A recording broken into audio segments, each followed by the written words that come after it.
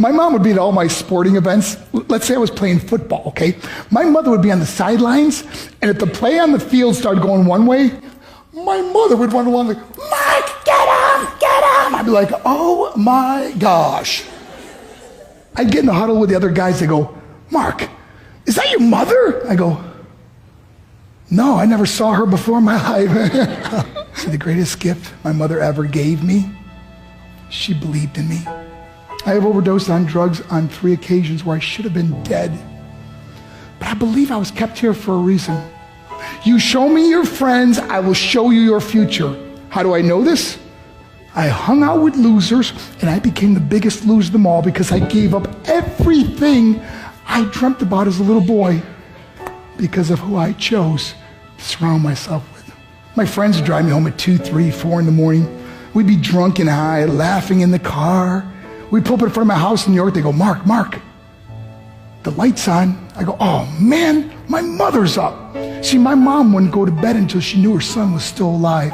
I'd walk in, she'd say, hi Mark, how was your night? I go, it was good, Mom, I'm just gonna go to bed. She goes, can I talk to you for a minute? I go, Mom, I'm tired, I'm just gonna go to bed. She goes, Mark, I haven't seen you all day and all night. Can I please talk to you? I said, man, just leave me alone. You bug me. I'd slam my bedroom door on the one person who believed in me.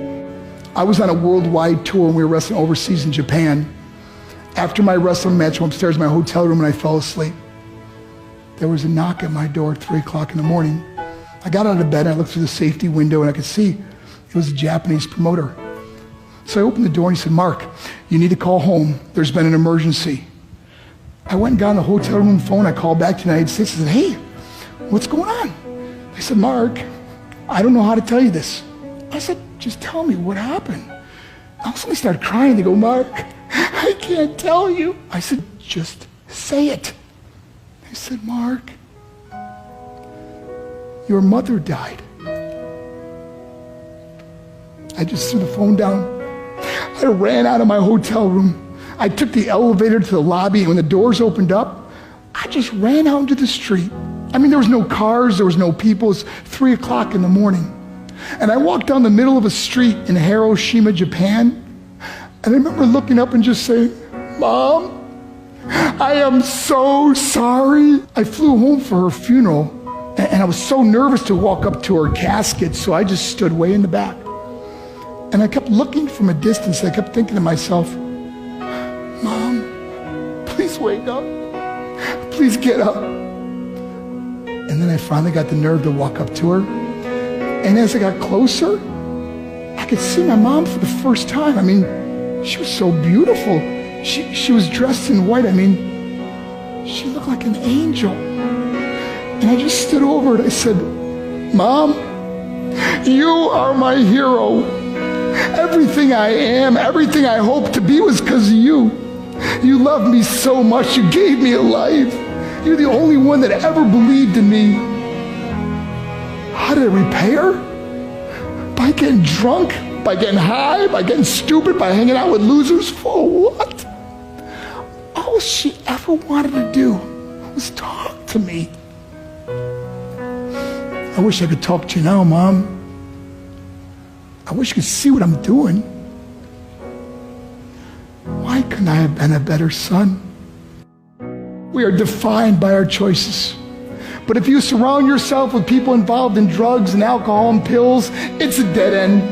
I'm not here to preach to you. I'm here to tell you I lived that life. It leads to broken hearts, broken relationships, broken dreams, and death. For what? To get high? If you have a mother or a father, when you go home, tell them how much you love them. See, my whole life was about being rich and famous. I had to be a millionaire. I had to win the race. I had to win the race at the expense of my marriage, my family, my friends. For what? To be all alone in the world? I learned what is truly important, and that is how precious this gift of life is, and our families, and how quickly it can be taken away. See, I no longer live in time. I live in moments. See, it's not what's in your pocket that matters. It's what's in your heart that truly matters. Love Love is just a word until somebody comes along and gives it meaning. You're the meaning.